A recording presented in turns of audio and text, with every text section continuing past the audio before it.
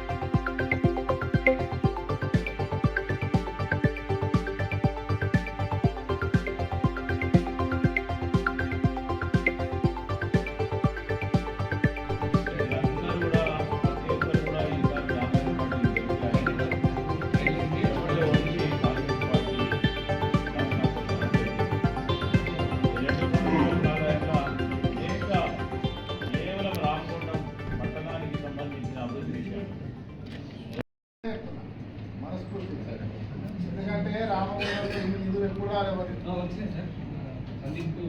ఇల్లు రాలే. ఊళ్ళో మొత్తం మండలాలు కలిపితే ఒక్కొక్క మండలానికి 5 కోట్లు వచ్చినాయి అన్న. ఊరికి 5 కోట్లు ఇచ్చేసారు.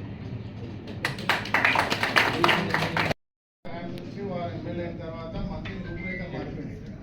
ఎడ్ల పండుగ పోయేసింది. అలా ఒక్కొక్క రోడ్డు చూస్తే ఈ మున్సిపల్ ఎన్నికల్లో పెద్దపల్లి పార్లమెంటు నియోజకవర్గంలో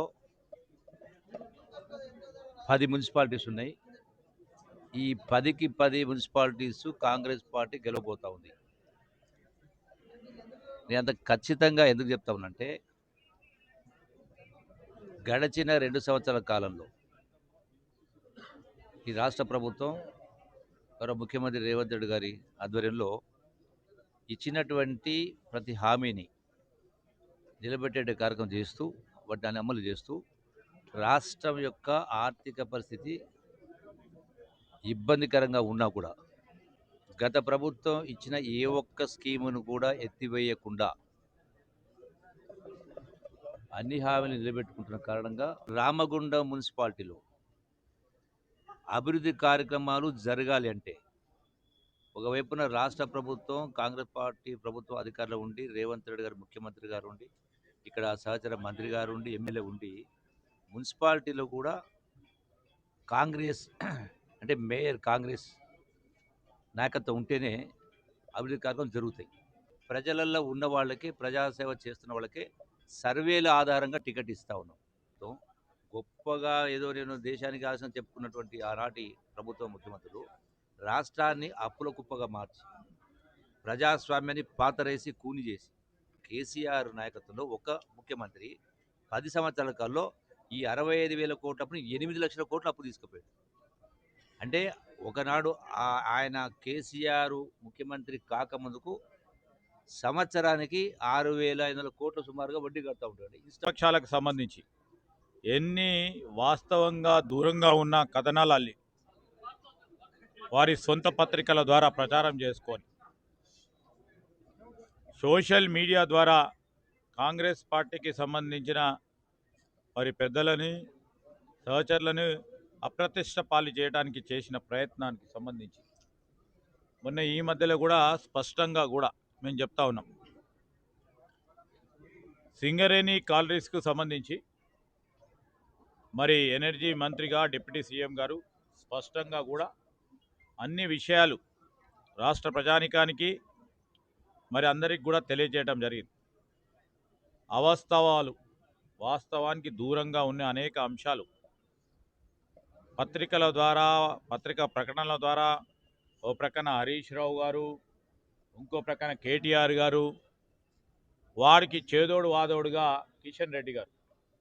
ఏ నిబంధన ఈ ప్రభుత్వం వచ్చిన తర్వాత సింగరేణికి సంబంధించిన అంశాలపై కొత్త నిబంధన పెట్టలే.